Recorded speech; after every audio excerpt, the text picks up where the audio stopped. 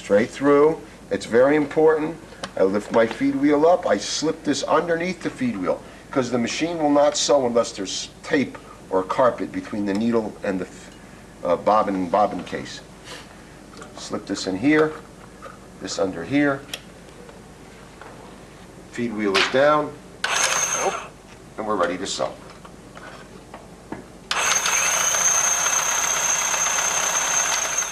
And there we go.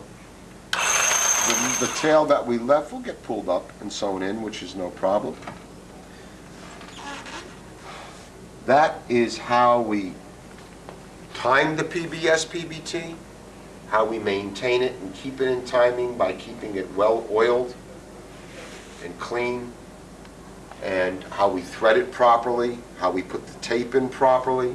The other areas of oiling on your PBS PBT are marked with red oil holes. On the PBS or PBT there are either 3 or 4, as shown on the PBT to my left, oil holes marked with red paint.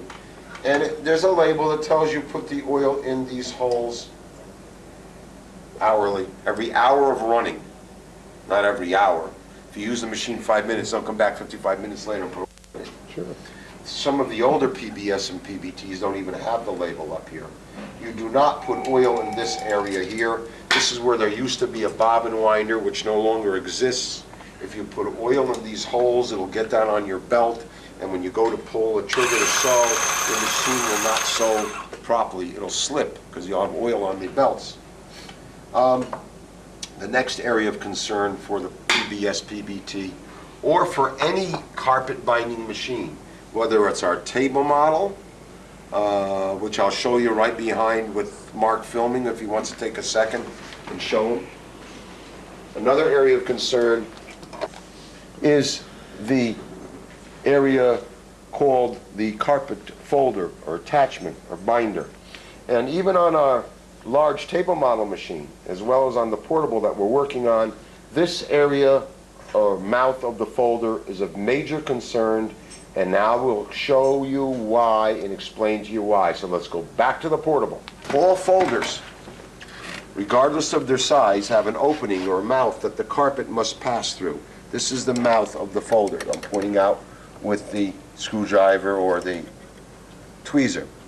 And the carpet must pass through the mouth of that folder with no resistance that you're going to bind. If the carpet drags, which I will show you right now, as it goes through the mouth of the folder, then you got a problem. Here's the standard folder. Here's a high pile or heavy carpet. That carpet just hardly wants to pass through this folder. If you have a carpet with that kind of density, you must bevel the carpet first, as we'll show you over here when we take a look at our NC beveler. This is the NC beveler, and you would use it to bevel the border of a carpet before you bind it, or you could also use it for butting carpets together in custom area rugs, like a border or bevel that you make. So we take this high plush carpet, I'm going to put the switch on, which will run the beveler, which will make it, it'll be very loud, and I'm going to bevel the edge of this carpet.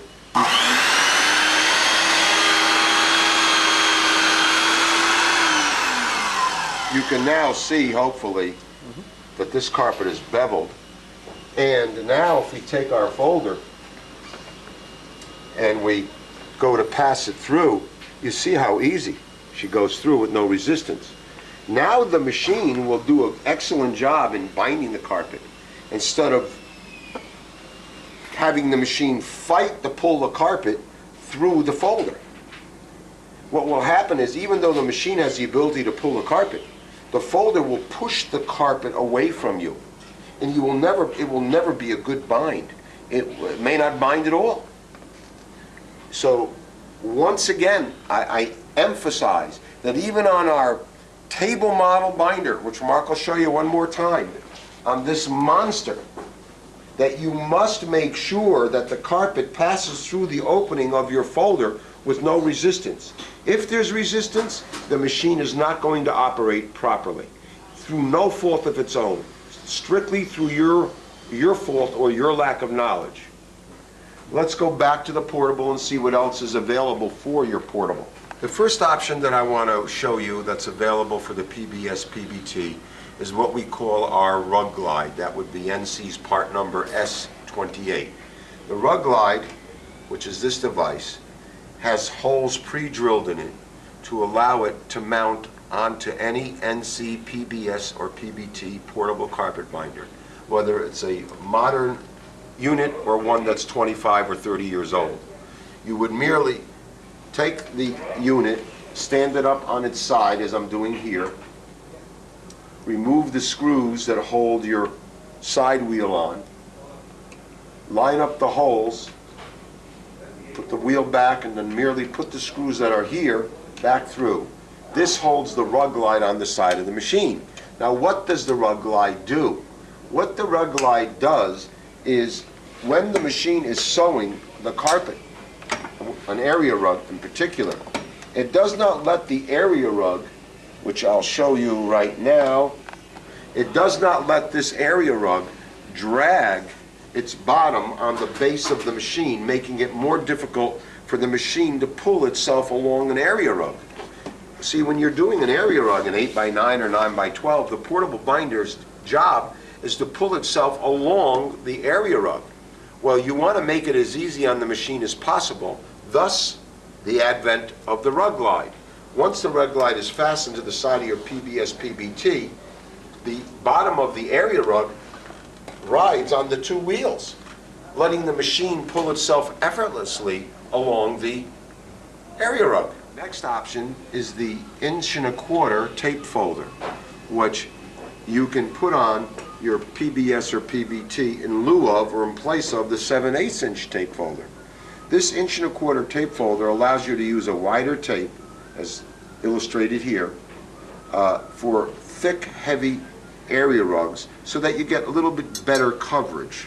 If you use a fine 7/8" tape, you won't get the good coverage that an 1¼ tape will give you. And there are certain carpets, such as Sisals and Berbers, where you're basically forced to use the wider tape because the Sisal and Berber will not compress. The next option is the 3" Sisal attachment that can be mounted on any NC, PBS, or PBT. We highly recommend that you send the machine back to the factory so that we can mount this attachment for you.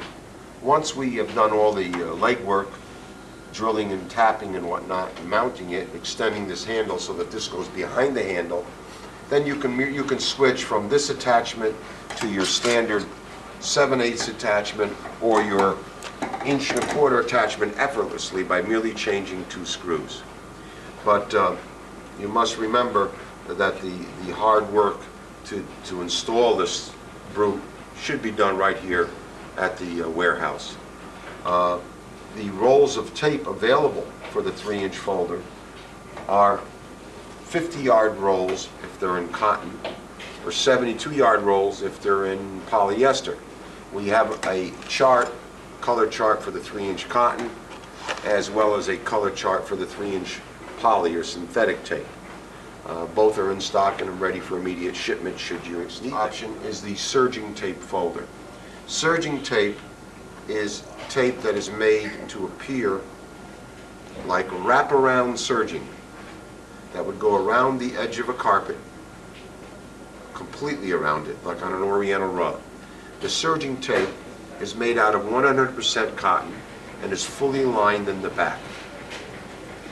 Once a carpet is bound with serging tape, you would be hard-pressed to tell the difference between actual wraparound serging and the serging tape that NC has available. The serging tape is available in 84 or 5 different colors, and the color chart is available by merely requesting it from us at the main office.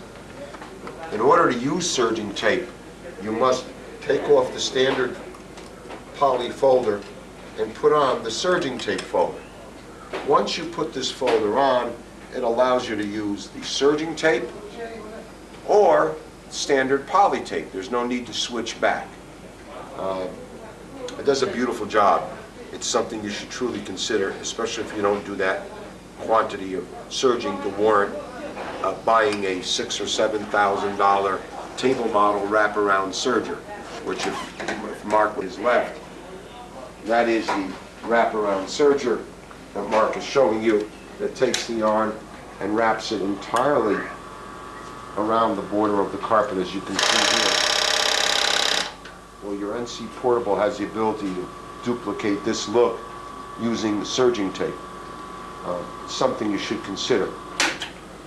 Okay. Hollywood. The next option is the NC Fringe Guide attachment, which I hold right here in my hand. This Fringe Guide attachment is really unique in that it allows you to sew pre-made fringe onto any piece of carpet that you wish. You would merely remove your tape folder and substitute your Fringe Guide attachment, and it's adjustable just like your tape folder is. And in order to use the fringe attachment and sew on pre-made fringe, such as the fringe I'm holding right here in my hand, you would first bind your carpet. Bind the edge of your carpet so that when you go to sew on the pre-made fringe, the flat part of the fringe, which is this right here, gets sewn onto the bound part of the carpet. You do not ever sew the flat part of the fringe onto the pile of the carpet, because if you do that, then your fringe does not have a secure base. So this flat part or upper part of your fringe is sewn onto the bound carpet. So you would first bind your carpet, then you would mount your Fringe Guide attachment on and sew your fringe on.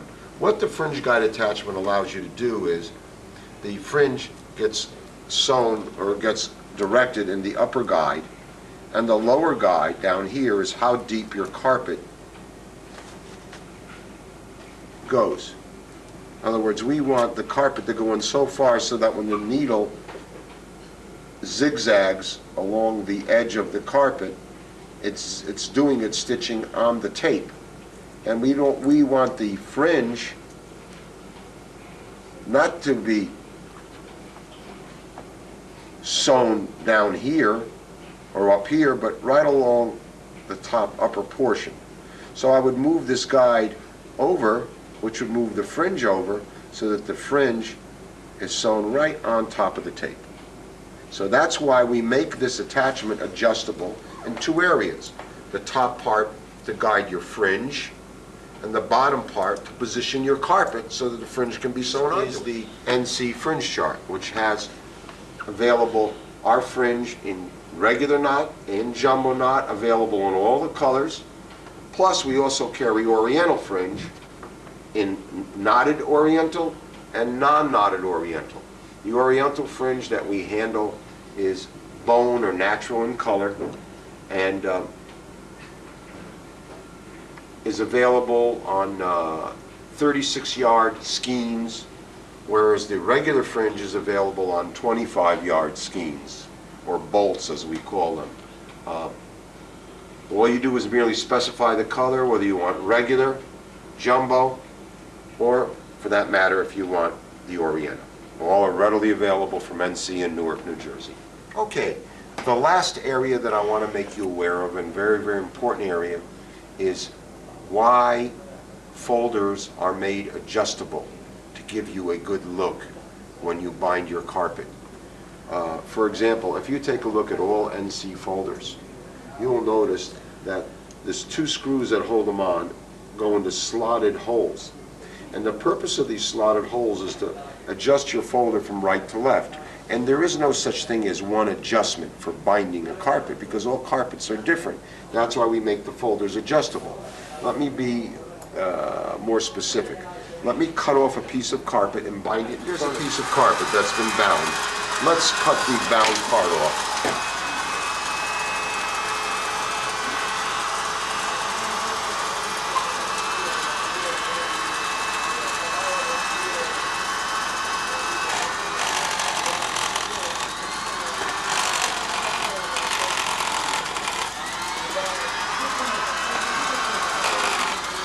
Okay, let's bind this carpet and see what I mean by having a folder being adjustable.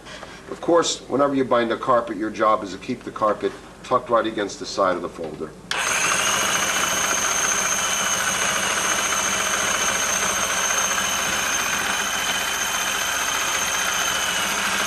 Okay, here's a piece of carpet that we just bound, as you can see. And if you take a close look at this carpet, it's got a nice tight wrap, meaning that it's bound the carpet around the edge nice and snug, didn't leave a loose end, which is good. And also, which I also like, is I'm not seeing my zigzag stitch laying on top of the binding. I've got this folder adjusted so that most or a good percentage of the zigzag stitch is in the pile of the carpet, that you can't see it. But if I didn't have this folder adjusted properly, like I'm going to show you right now, let's say they had this folder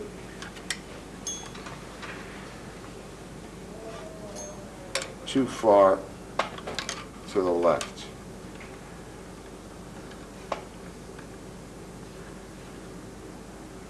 No, I'm sorry, too far to the right. Let me get the needle up so I can move the folder over.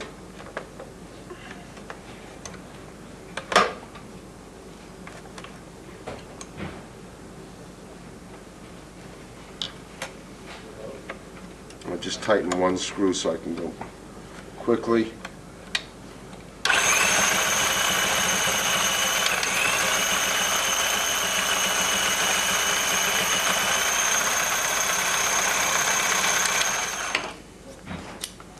Look how ugly that is. Yes, the machine is sewing. You've got your whole zigzag stitch laying on top of the carpet. I certainly wouldn't want to have my carpet bound like that, nor would you want to bind your customer's carpet like that. This stitch should be basically hidden. That's why we make the folders adjustable from right to left. Well, it doesn't take a genius to figure it out, but if you move your folder to your right, which I'll do right now and explain it as I'm doing it. Moving it to my right makes the majority of the stitching deeper into the carpet, which hides the stitching from you or your customer. Moving it to my left, naturally, makes it go deeper on top of the binding. Now, if I went to a real high plush carpet, such as the one that I'm bringing up right now, I may have to reposition my folder. Maybe when she comes down to sew, the machine might miss catching the tape. So I may have to move the folder further to my left so it catches more deeply, because I'm doing a carpet that's much thicker. That is why we make the attachments adjustable. So once again, to repeat myself, when you wish to hide your stitching, move your folder to the right. If your stitching is not catching the binding at all, missing it on occasion, move it to your left. This is the rule for all carpet binders, whether they be portable or table model.